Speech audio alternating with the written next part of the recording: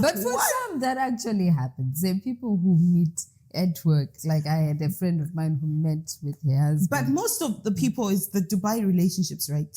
People are single in Dubai. There is Dubai single and then there is single. Can you explain?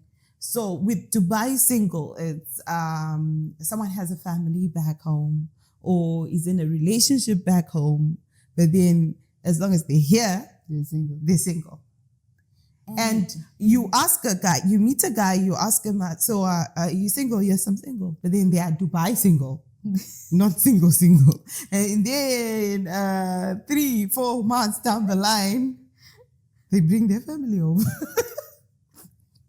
When things start working out for them, they bring their family over. And you're like, but. And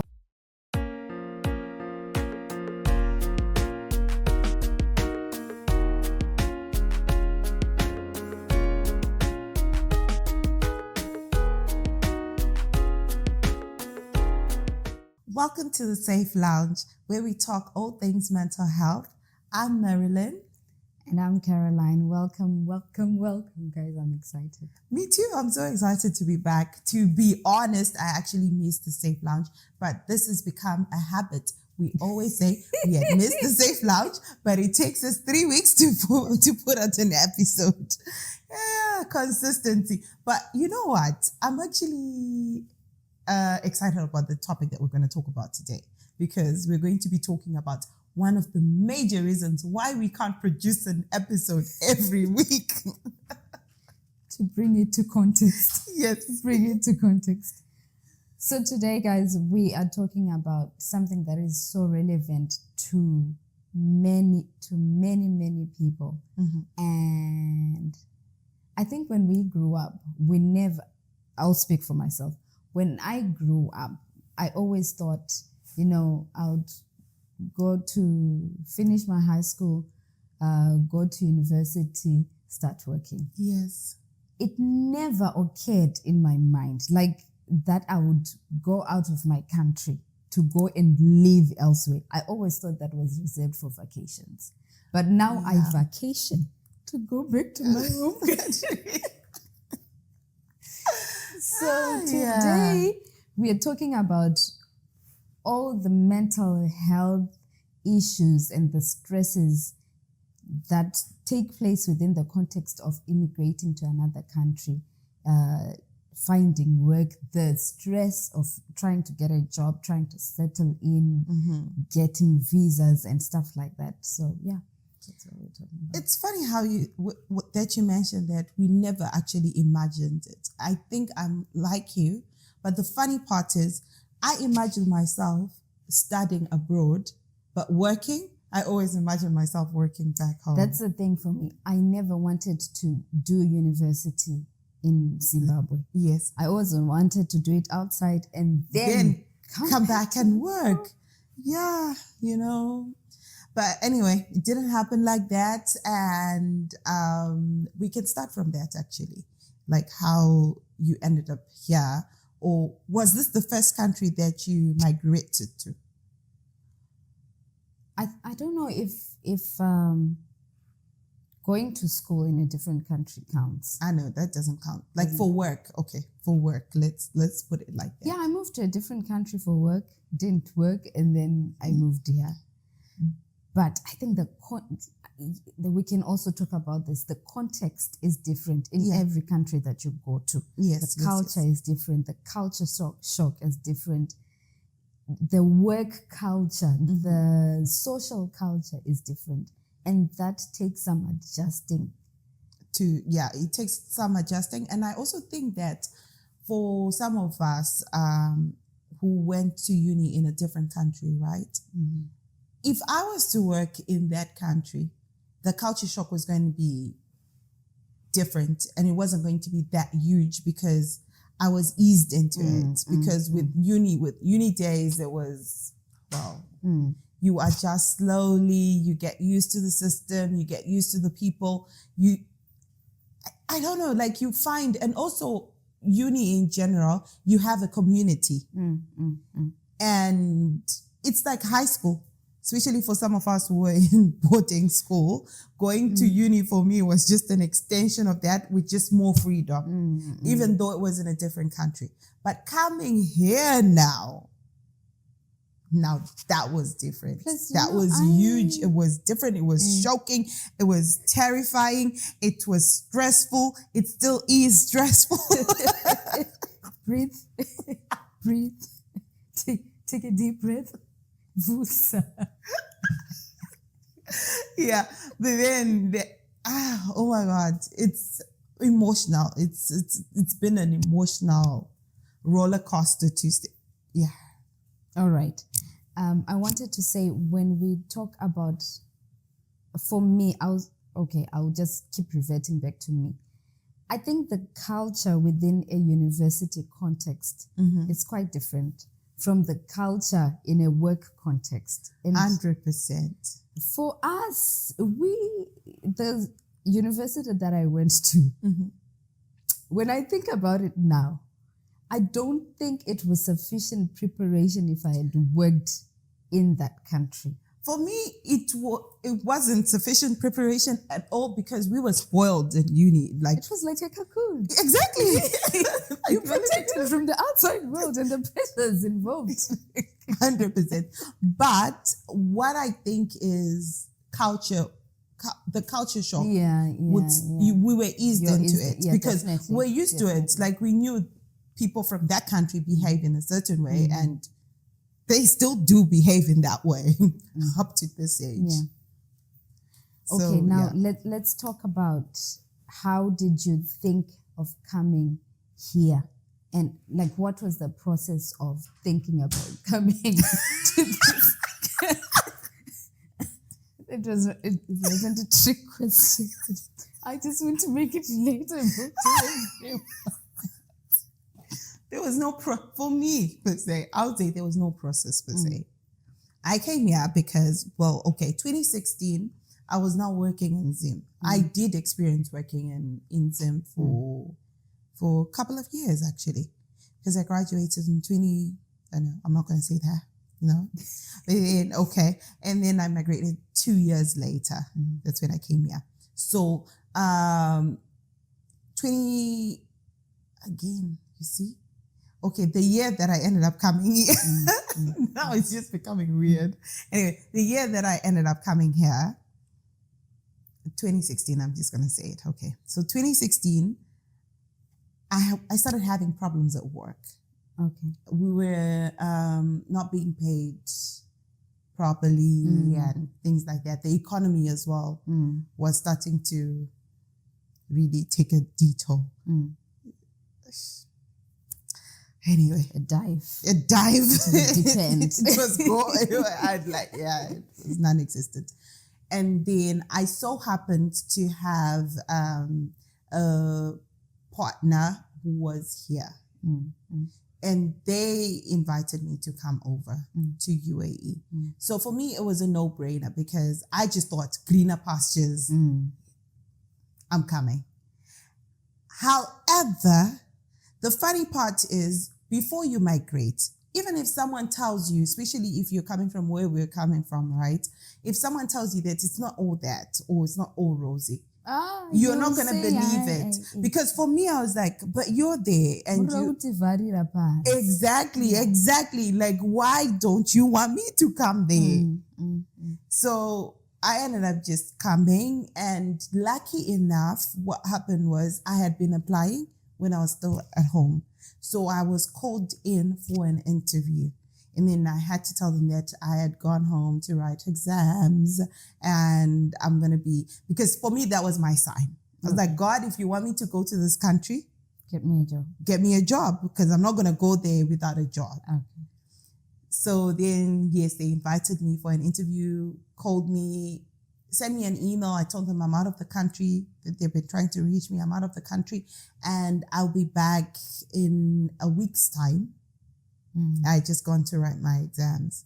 And then they're like, okay. So they scheduled an interview for the 24th of December. Okay. Wow.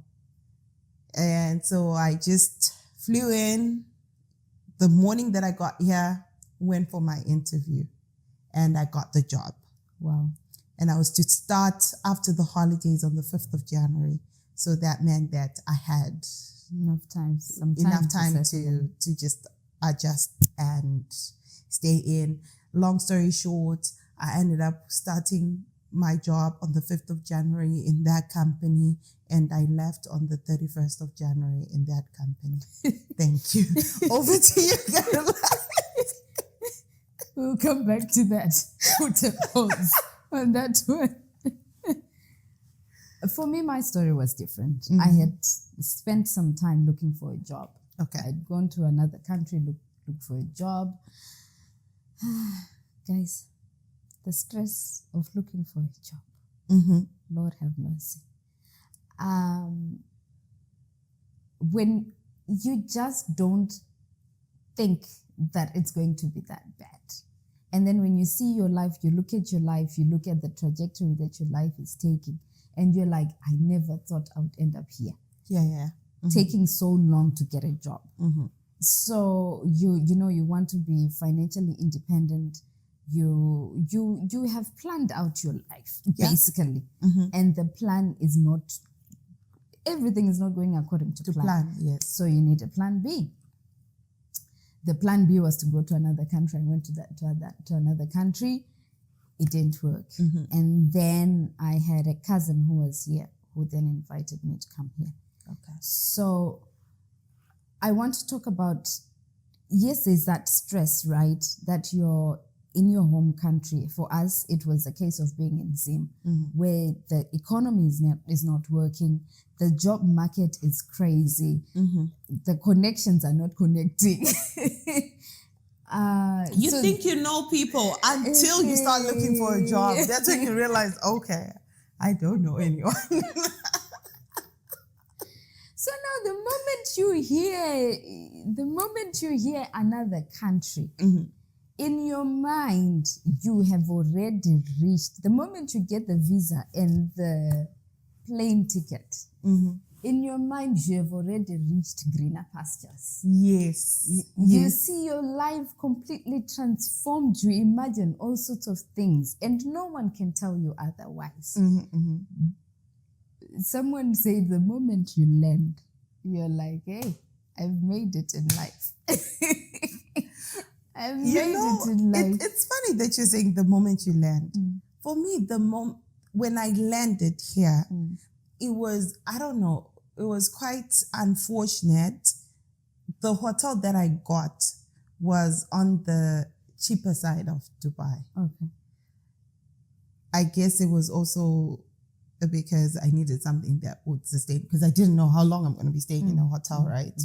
So I got it on the cheaper side of Dubai. The hotel itself was okay, but the outside, I was like, is this Dubai? Like, come on. Anyway, continue. You think greener pastures the moment you bought the plane? Yeah, the moment. And also, bear in mind, we were talking about this the other day, that for most of us, especially the people who grew up in Zim, and you didn't grow up in a very affluent family or part of town, guys, people pray to get onto a plane. Oh, yeah. That's a prayer point. And now it's an answered prayer already. Prayer. I get it. Yet it's just a form of transportation. Yeah, for others. It's normal. So you come from a background where, kids see an aeroplane and they start shouting, getting excited. You get on a plane, you come to a different country. You get here. You just don't imagine that you're going to struggle to get a job. Yeah. So because in your mind, you came here because there are jobs. And the pressure of social media. People don't post the pressures that they are going through in that country. Especially while looking for a job. Yes. Yeah. People are going to go in nice places and take photos from the nice places. You visit hotels just to take photos, and then you go back to your place of I'm not so sure. I'm not so sure if it's allowed to say this. So you go back to your place of residence. for some people, right? Yeah. So that is what you envision. And then someone was saying, with the way it's so glamorous, with the way the buildings are so big, and you think there's so many, companies, surely there must be a job for me. Can you imagine for someone like, it's like that, right? For someone like me as well. Because I'm thinking, how hard can it be to find a job as an accountant? Yeah. How long did it take you to then eventually get a job? My journey was different because when I came, I didn't struggle. It took me a month to get a job. That's good. It took me a month to get a job. Plus, I was around familiar people. Yes. I was around people who embraced me, and there was a huge community around me. So there was not much of a culture shock, or was there? No, the culture shock came when I went to work. But with the people that I was staying with, when it came to looking for a job, I had people who were helping me to say, let's take a look at your CV. Where did you get your photos taken? Listen, life here is not all rosy. What you see here is not what it is.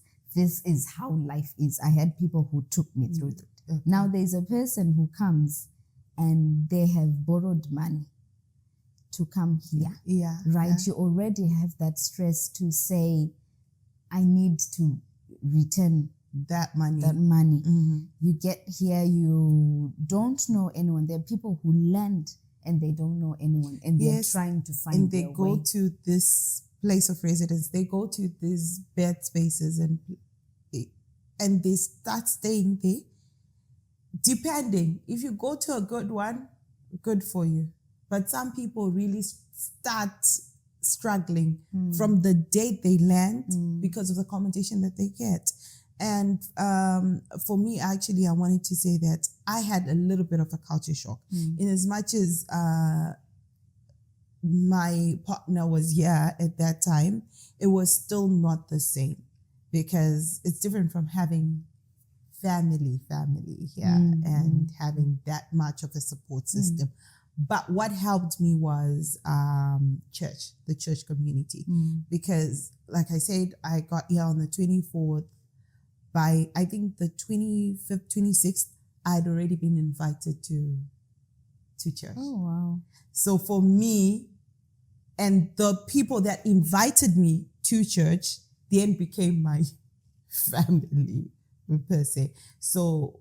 And that helps. That helps a great deal, having community. Yes, and those were the people that were now holding my hand and telling me that, no, this is how we do things, including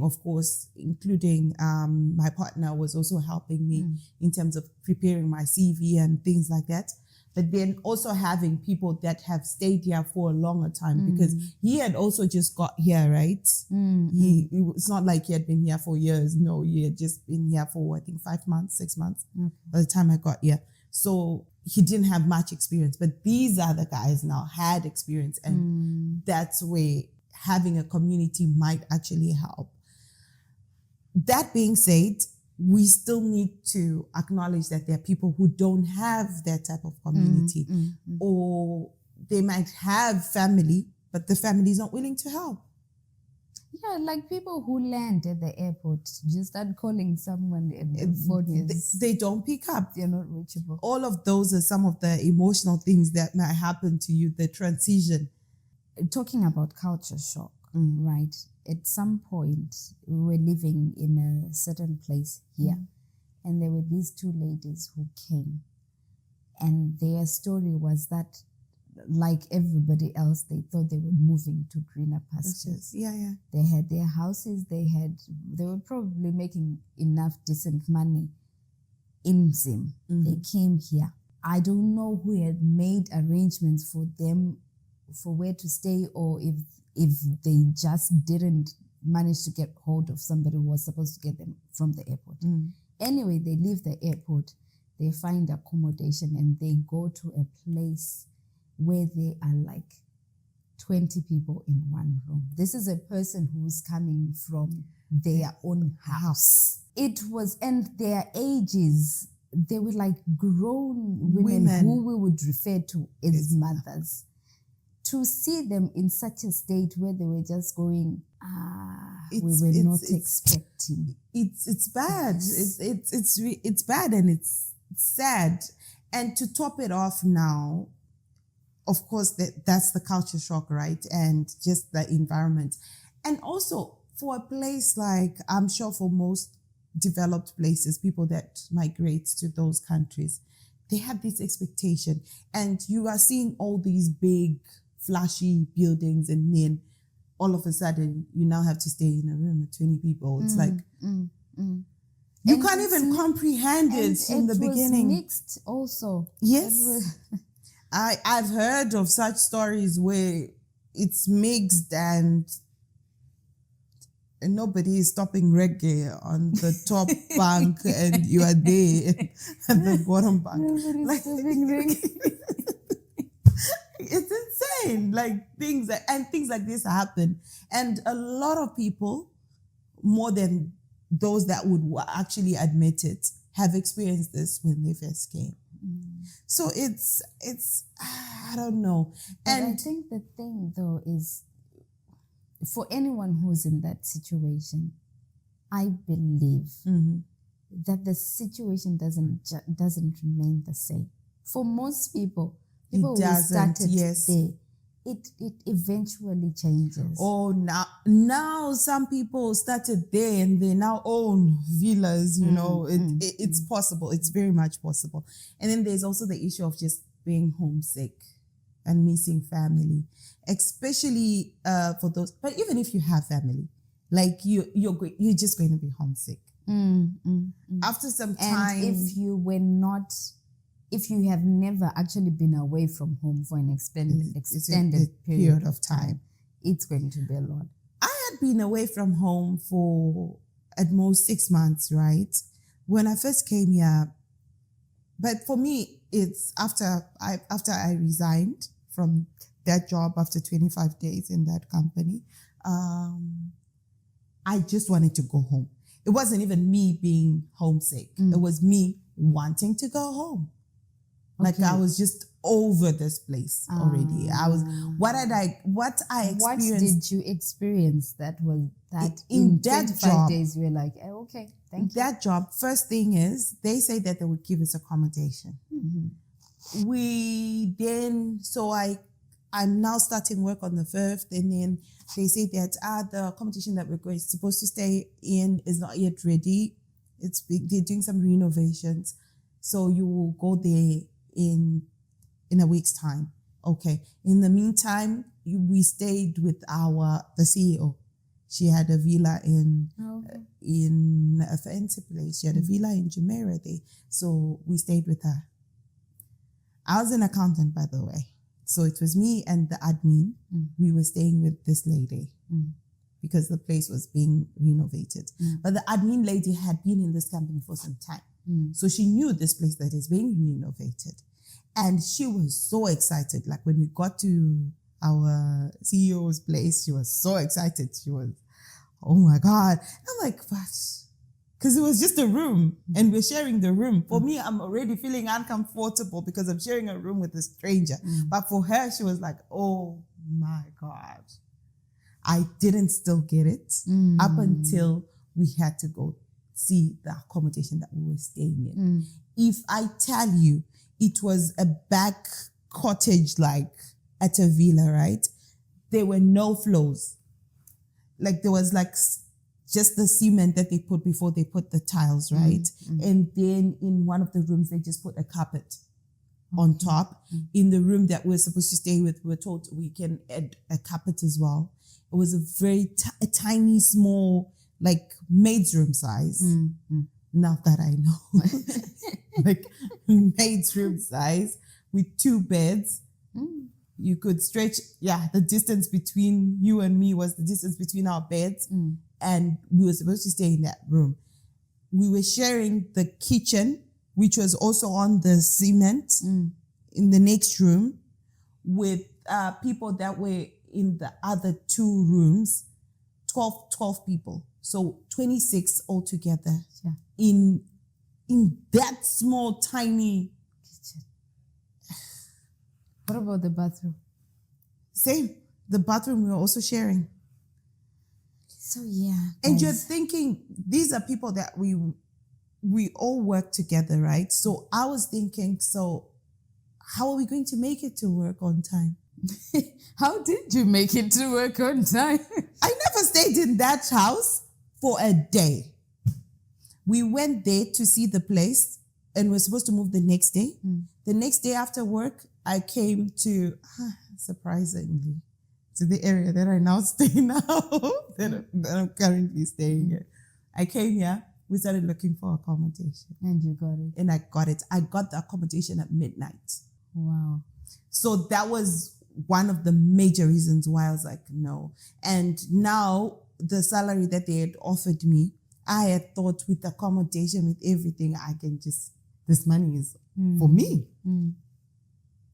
And so now that you have to pay for accommodation. Now I have to pay for accommodation. I also have to pay for transport because at this location, the company driver would come and pick us and take us to work and back. But now because I was staying in a different location, 34 metro stations away, I had to use the metro and then he would pick me from the metro station. So there's now transport and accommodation. Now, and it was eating up the full salary. This is good grounds to say, the good thing is you got a job, your profession, right? But here you are, a full-grown being with a full degree. And you're thinking, I'm going to get a job within my profession. And, life is going to be rosy. Yeah. For most people who then migrate to a different country, for most people, they don't land jobs within their profession. Yes. And you kind of have to make do because when you think about going home, it's just not an option. It's not an option anymore because one, you've been posting pictures in hotels that you just visited and you're not staying there. You've been posting pictures in restaurants that you are spoiling yourself once a month after getting your salary. Besides posting pictures, imagine the recent show that we went to, right? Of a person who has, borrowed from people to come here. If you leave without a job, or maybe this job that's giving you just enough to pay for your accommodation and to go to work, and a few cents for you to eat. Yeah. How do you what go are back you going to home? do? Yes. And also, let's not forget that it's not everyone who has, because when I came here, my mom was still going to work. So it was a different dynamic. And I'm an only child. Well, for some people, they move here, they have whole families to feed. Exactly. So that's also something that would make someone be like, okay, I'll just stay there. I'll just sleep in this place. And yet you have left a full house of your own. Let's talk about black tax. Yeah, okay. And that's the other stressful thing, right, about being an immigrant is that you still have to take care of people back home. Expectations, man. So you are going through it, yeah. You are probably staying with 12, 15 people. You struggle to get to work every day. And work itself, we will get into it. But then just in general, you're already going through a lot. And at the same time, you still have siblings to take care of. You have parents to take care of. You have a whole tribe that are looking up to you. Because the expectation is you've moved to greener pastures, pull others with you, or become a funder. Yes. It's either you're going to help people come to where you are and help them find a job, or you sponsor them. I think that's the major one actually, because I think everyone else who stays here, it's because of that reason. Some people would have gone back home. Yeah. After coming here and seeing that, no, it's not that rosy. Or not even necessarily here. I've had people who are in different countries. I've had people in the UK, people everywhere who are just saying, you know what, I want to go back. I'm done, but they don't go back for that reason because they still know that they have family to take care of. But the interesting bit is as difficult as it is staying in a different country, and you're here because of certain circumstances, right? You're trying to better your life. You're trying to better the life of your family. There still is that missing element when you're not in your country, where it just still feels foreign. It feels foreign also I think the major reason why it feels foreign is because for here, for example, it will always feel foreign because we know our visas are tied to our jobs. Yeah. Back home, you could be unemployed. I was unemployed for how long? You are stressed, but there's still peace at home. I was unemployed at home. I was stressed because I also wanted to find a job, and I was looking forward to getting a job, right? I think I got a job, how many months? April, May, June, July, August, September, October. 6 months after I graduated. But for those 6 months, I was stressed. I wanted to find a job. I didn't need to find a job. It's different from when you're here now. The moment, first week, you need to find a job. Yeah. And I think that's where that comes from, what you were talking about, that there's always an element that's missing. You just don't feel at home. You just don't feel like your heart is not settled. And that will take us to the next point, which is the actual work. Because now another issue that causes a lot of stress for people is here specifically. We can only address it for here in UAE.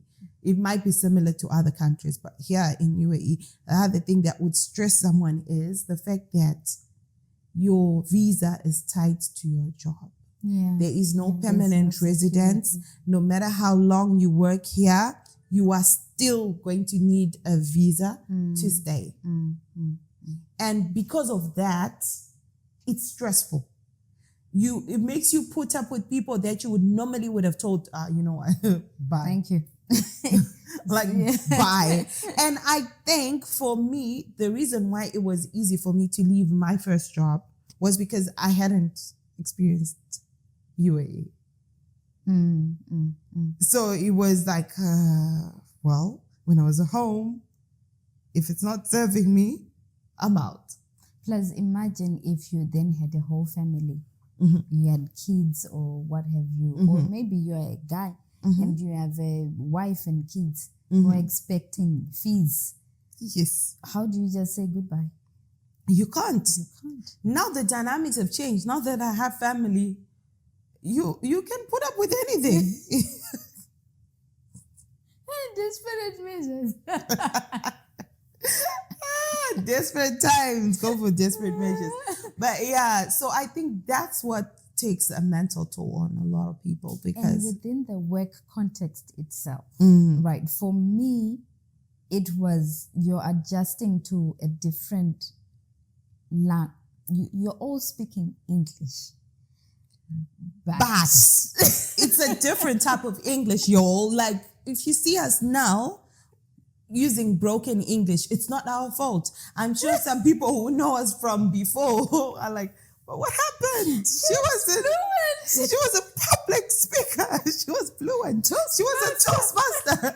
Well, UAE happened. And you have to speak to these people every day. They are speaking and they're mixing their language with English. Sometimes they speak to you and you just don't understand the way they pronounce words. It took me a minute. Yes. And now with the kind of fast pace that's here, you have to get it immediately. You have to understand. Expected to understand. Imagine you have a manager. I actually once had a manager who would get frustrated because she wants to explain something to me and she can't express it properly. Then she would get frustrated. And then you would get and take out that frustration on me. But it's not my fault. Like, you get it. So yeah, that's a major one. You're right. And also, it's very competitive here. That's another thing. And it's very competitive, and people are, what's the right word to use? Like, people will just snitch. Yeah, like, it's rare to find work colleagues that you actually trust. And the moment you find those, they're your friends for life. Because people are snitching on each other. Oh my God. You go for vacation, you come back, and your job is taken. It's that bad. So there's no loyalty. There's no People loyalty. are loyal to themselves. Exactly. So I think for me, that was another challenge. Where I was coming from now, the job that I had in Zim before I left, even though things were not as rosy, we used to have fun. It was like a second family. It was like home away from home. Like there were days where we would just be like, okay, let's just finish what we're doing. Even though we know there's tomorrow, but then because we're having so much fun, we're like, okay, let's just finish. Like you wouldn't even mind putting in an extra hour, an extra 2 hours, because the environment was that good. But when you come here now, you can't wait to go home. Especially in the beginning, you're like, And we are blessed in that for some of us, you had a regular 9 to 6, 8 to 5. There are people who work 12 hours. Yes. Who don't get a day off or who only have one day off. One day off. Guys, it can be a lot. It can be. It's crazy. And apart from that, right, it's also the fact that there's shift work. You could get along with a colleague, but you're not always going to be on the same shift. Sometimes you might spend 2-3 days without even seeing each other because you're having different shifts and things like that. So it just makes it difficult, even for friendships. Worse when it comes to relationships. Oh my God. And the dream, I don't know if it's just me, but then growing up, I used to think that I would meet my partner at work. Like when I start working. Really? Like in my head, it was always, okay, so I'll get my first job and then I'll meet my husband at work. God forbid if it's gonna be here. But for some, that actually happens. There are people who meet at work. Like I had a friend of mine who met with her husband. But most of the people is the Dubai relationships, right? People are single in Dubai. There is Dubai single and then there is single. Can you explain? So with Dubai single, it's someone has a family back home or is in a relationship back home, but then as long as they're here, they're single. And you ask a guy, you meet a guy, you ask him, so are you single? Yes, I'm single. But then they are Dubai single. Not single. And then 3-4 months down the line, they bring their family over. When things start working out for them, they bring their family over. And you're like, but. And also, talking of the environment, that it's not a permanent environment. Most people come here with the expectation of just working here for a few years and then they go back home or they go to a different country. So because there's that lack of permanency, yes, sometimes the relationships that people get into, it's just to while up time, unfortunately. Yes. And then they leave and go back to where. And this one, as being black and a woman, there is this burnout that comes from overworking yourself because you want to prove yourself. One, it's not even, like, I wanted to say it's already bad, but then it's not even bad that I'm black or that I'm a woman. But then can we, it took me a moment to adjust to the fact that I am black because it only clicked when I was here. Exactly my point. Like, at first I was shocked because someone will come to me and be like, "Oh, you speak good English. Where are you from? Are you from the UK?" I'm like, "No, I'm from Zimbabwe." "Oh, you speak English in Zimbabwe?" I'm like, "Yeah, we do." And it starts from those things. That's how they even see you in terms of doing your work. You could be doing an amazing job. It will take them a year for them to realize that, okay, actually this person is really good at what they do, as opposed to someone who's just coming with the accent and white skin. Because even without the right? English. Yeah. As long as you're Caucasian, you're... That's the thing. When we grew up in our context, right? A white person is just a person. It's just a person, just like me. Like they're this. not going to get any different treatment. I mean, I think that was the beauty of being in Zim. Yes. They're just people. You come here, you realize, hey, no, sometimes you can be on the same level, just different skin color, and this person can get 2 times your salary. 2, 3 times, 4 times your salary. You get to a place you're looking for accommodation. You get to a place they see that you have like, and they're like. You speak to someone on the phone, and especially for Zimbabweans, South Africans, I'm sure they experience that a lot, right? You speak to someone on the phone, and they're probably thinking, "Oh my God, this person it happened to me. This person's not black." And then when they see you, they're like, "No, someone took the place. Unfortunately, someone has taken their part." And you know. You see it on their face the moment they look at you. Like, so you're the one I was talking to. You're Caroline. Yeah. Guys, it takes, that is a shock. Yeah. That takes some level of adjustment in your mind, and to just think, okay, now I have to work extra hard now in the workplace, not just around society where, you don't have things like accommodation. Getting accommodation can be difficult because of your skin color. Yes.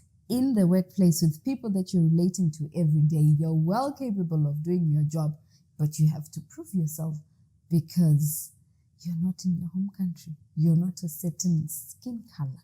You don't speak a certain with a certain accent. And Yes. sometimes you're even with your master's degree or even with your degree.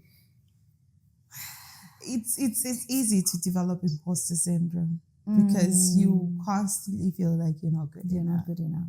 And you start questioning things. I've had to learn to assert myself a lot more, but still I'm not there.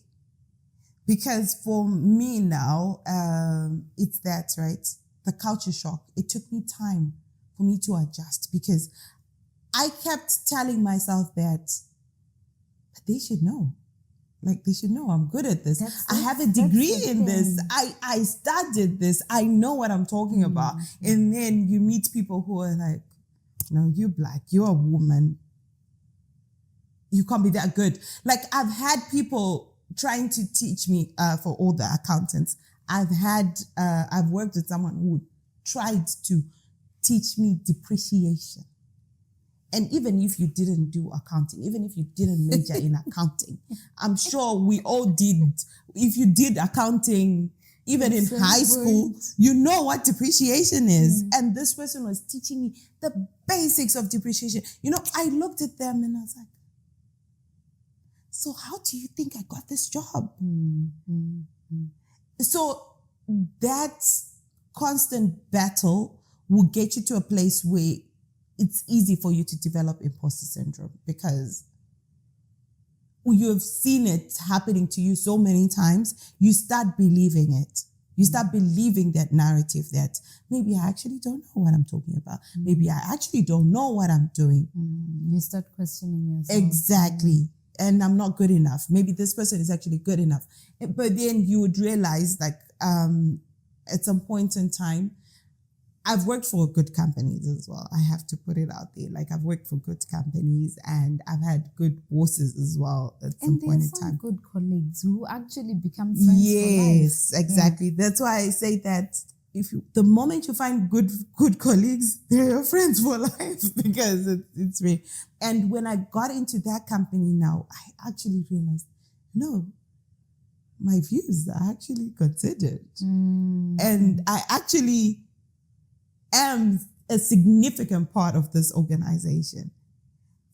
And it was like, okay, maybe, of course, the salary difference was still there, but everything else was at least I started feeling like, okay, that's when I started building my confidence again. But up until today, it's still there. Sometimes I just second guess myself. I'm like, maybe I actually don't know. And I think also the country where you're coming from somehow plays a role in your character. Yeah. I've realized that for some of us, like I would say most of us, from certain countries are not as assertive. I think because we are also not coming from countries where it's very competitive. But people who come from certain countries where there are already a lot of people and they have to learn to be very assertive. For us, we think, my work will speak for itself. Exactly. I'm not going to shout when I've done a good job because, my work will speak for itself. You should see, you should be able to see. A simple thing, and they will write a long email to say, I did this. But then that's how they become. I do that every day, and I'm not writing any email.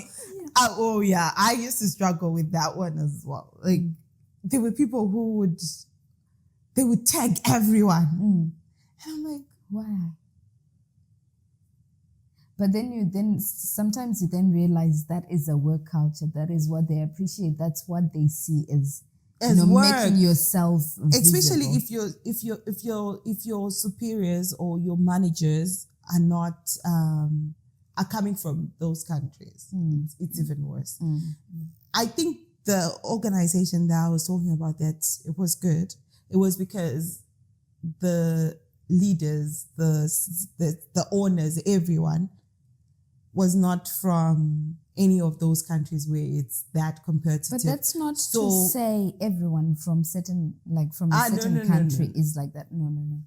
Because you'll find but then, of course, everywhere. This is the stereotype, by the way. We need to put a disclaimer because it's not like it's true. It's not factual. It's a stereotype. Before we get cancelled. But anyway, their culture was quite similar to our culture, although they came from a European country. But then they were laid back in their way of working, and they had a way of getting things done, but not in a competitive, crazy thing that everyone is stressed at work. Okay. And I think that's what helped me develop. And that's what made me thrive. However, I also wanted to point out this. When I was in Zim, we had people, we would call people that are older than us. We would call them mom, dad at work. You get it? And then all of a sudden I come here and you're seeing this old man, and I have to call him George. It's like, hi, Dan. I don't know, it was cringe, but then it's some of the things that for me I found it so weird because I worked in Zim. In Zim you don't do that. I think it depends on the work culture. But then as a young person, or maybe because I was coming from college, right? And everyone I actually worked with one of my friends' dad. We called him father. You get my point. Yes, and it doesn't take anything away from getting the job done. Of course, if I want something signed by him, I'm going to go and I'm going to make sure that it happens. But then I'm still treating him as for sure, father. And the respect is still there. Yeah, you will see a 20-year-old shouting at a 50-year-old man, and it's just normal. So for me, that was also, I can see how that could be a problem. But for me, I think it was because within the context of where I was coming from and the industry I was in, people were actually supposed to call each other by first name. So that you relate to the people that you're helping. So there was no Miss so-and-so. It was just first name basis. For everyone, it was first name, except probably the top dude. but everyone else was on a first name basis. Okay. But anyway, now that we've given a context of the stresses that involve the context, the different pressures coming from every angle, and a person finds themselves with all these pressures, and even within the internal pressure going on between your expectations and reality, between the expectations that people have at home, the expectations at work, and the social environment, what you want for your life, it's not aligning. Yes. So how do you cope? What do we do? What do people do to adjust? My number one would be try and maintain healthy relationships with people at home. Okay. If you maintain that and you don't necessarily neglect it completely because of the pressures that you're getting here, you still have something that keeps you grounded. Okay. You still have something that reminds you. You still have people that remind you that it's not the end of the world. Yes, you're facing pressure, but it's not the end of the world. For example, there are days where I've had really bad days at work, and then I would come and have a conversation with a friend. Probably we were not even going to talk about work, but just that, like, okay, there's this part of my life that's going on well.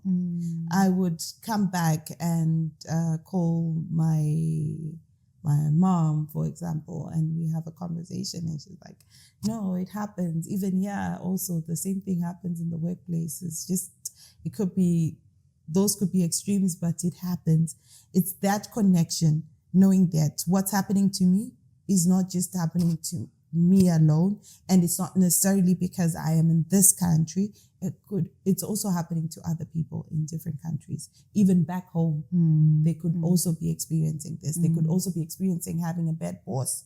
So it's not because you're in a foreign land that you're experiencing a bad boss per se. It just happens. Sometimes people just have bad bosses. That's my number one.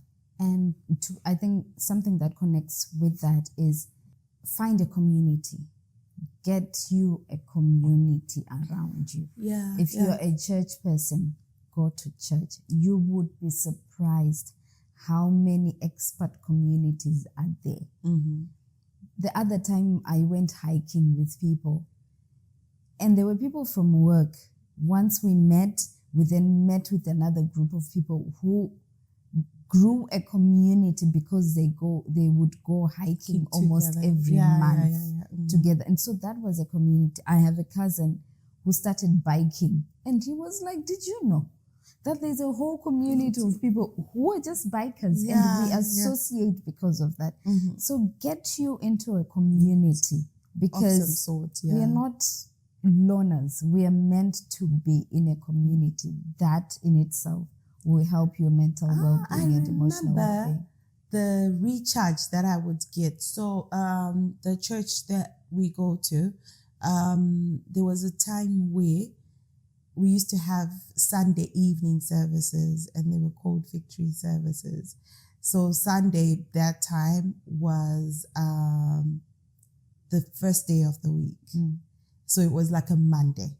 Yeah, so after weekends were Friday and Saturday. And then Sundays like Monday. So we had Sunday blues, if I can say so.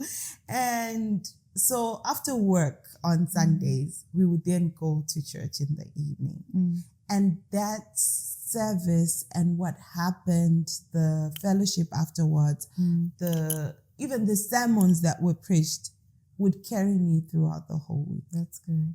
And even up to today, things have changed, but I still miss those victory services because they really helped me. There were days where you would come back from work and you're like, I am going to quit this job. And then we get to church and then the sermon is like, you need to enjoy and things like that, and just how to cope and things like, and that service, even the sermons would equip you. That's why it's important to be part of a community per se, because they would equip you with things that would help you to navigate those situations, even at work. So for me, that's a big one. Because also when you're alone, right, with your thoughts, you think the whole world is collapsing on you, right? But when you're out in community, you're speaking to people and people also tell you their experiences. You're like, okay, this person went through this, but now look at where they are. And you get some encouragement from there. You're speaking to someone who's already in that situation. You get together, you pray together or whatever. You just talk together. That in itself, letting it out, being able to talk about it, or just meeting to have a cup of tea, chai for 1 dirham. Yes. That's important. It helps you. And those that can afford it, going to the gym, getting a gym membership. But even if you can't afford to go to a gym, just exercise in general. It helps you to take out the steam. No, because your body, like, it holds in the stress. Like, for example, for some people, they feel it on their shoulders. They get tense and stuff. Me. So... even if it's stretching, find time to stretch, find time to exercise. It's important. Yeah. And is there anything else? Oh yeah, professional help. We always have to end with this one, right? If it's getting too much, seek professional help or go back home. Yes, if it's an option. Yeah, go back home. Yeah. Even if you feel like it's not an option, you'll be shocked because again, I'm going to refer to the person that you were talking about. Basically, when he said his story, right? What I learned is that at the end of the day, even if you think the situation is really bad, when you go back home, there are people that are going to embrace you because it's a game of numbers, basically. Here, if you have one person who's there for you. At home, even if you had hundreds before you left, when you go back, even if you have wronged them or anything like that, or you have borrowed from them and you can't give them back, you're still going to find at least 10. So it's a game of numbers, basically. If it becomes too much, it's better to... But you know, there's one thing that I don't think we addressed, and I feel it's very, very important, although we are winding down. There is a stress of raising a family within these countries. Lord. Okay. Lord. I think that's an entire episode on its own. Because there are a lot of things that are involved. Thank God if you migrated to a country where they have free education. But if you're here, like some of us,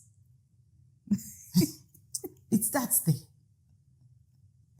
Okay, you know what? This is going to be the other episode that we're going to talk about because this is a whole other. It's huge, and now you just don't have that black text. It is now attached to you. It is a part of you. You also have, I don't know what you call it. What do you call it now? If it's something that you created. It's not something that you... I know. That one is, it's what makes, but you mentioned it. You mentioned it briefly when you said that some of the reasons why people would stay in a toxic work environment is because they're thinking, I have a family. Yeah, but here in this context... And you're thinking, my kids are in school.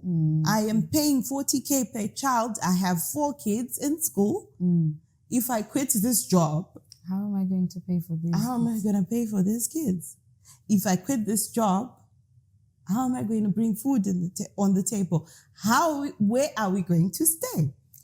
But apart from the financial stresses involved, there's just also these kids are facing a lot of different things that we, as people who didn't grow up in such environments, we wouldn't understand. We don't understand. We never had to face them. Yeah. And now we have to guide these kids through that and all these things that they're facing. And how do I raise a normal, decent human being with all of this that's going on, and And also, what you mentioned, raising these kids is different. Yeah. Back home, You have a tribe. You have a tribe that's raising your kids for you. You have people that you can say, okay, guys, I'm going to be late from work today. Can you please just go and check in on our kids? How expensive childcare is? Exactly. That's where I was going. But now you can't do that. People, it's either your friends are also busy, they're at work. No one can give you like free childcare. Just like that. And that's completely different. That could be classified as a culture shock. Because I can imagine if someone has a family back home and then they migrate with their family to another country where it's like here, oh my gosh. My friend was telling me about a practice that Indians mostly have, that you are a family, right? With a child, you have friends who have a child, you have a number of you, right, with children. One of you gets their parents to come, right? Spends 2 or 3 months here, and then you get all the children to come, and they spend the day there. And then, you take the child at the end of the day. When the time for this visa expires, they then get the parent for the other person, and then they take their kids there. And so community. You remember when we're saying to thrive, you need to find a community, and wow, that's really good. Yeah, that's good. Anyway, guys, if you are in a situation where it's really, really a lot for you, and it's they are, you can get even online counseling. Yes. You can find online counseling Better just to help. get a person. This is not sponsored by This is not sponsored by BetterHelp, but it can help you.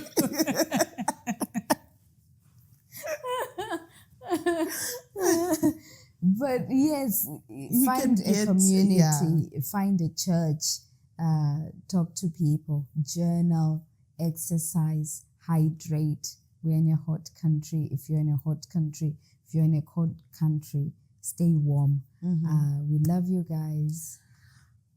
Before we wrap up, guys, thank you so much. We have reached our first milestone, which was to get 1,000 subscribers. We thank you so very much. We are very appreciative of this love. Thank you. Now, not that I'm not grateful, but now let's get the watch hours. We are very close to monetizing. We are very close to making money out of this. The stress we're talking about. Maybe it will be less because now we don't have to feel like our jobs are our livelihood. Yeah. But guys, just watch, share with other people, make them watch till the end.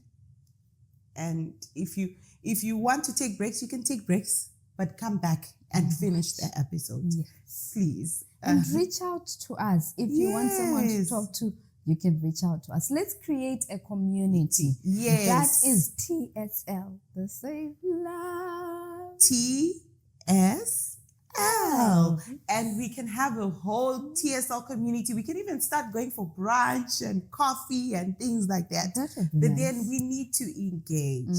The whole reason why, oh my God, I'm becoming sentimental. But anyway, the whole reason why we started the Safe Lounge was for this.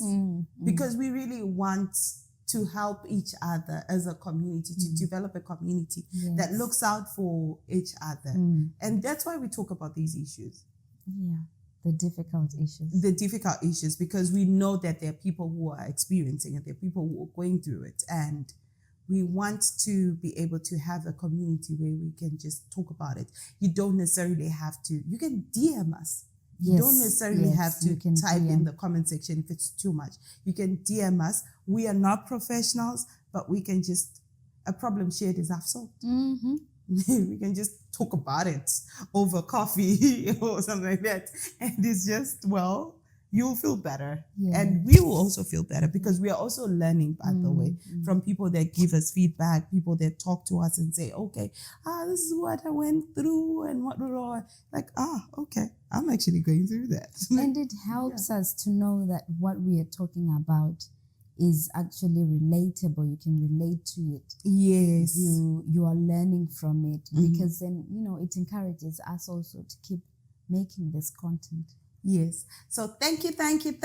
Please like, share, and continue subscribing. I mean, we don't want to stop at 1K.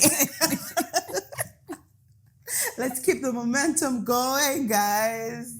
Thank you so much. Until next time, we love you. From TSL, we're out.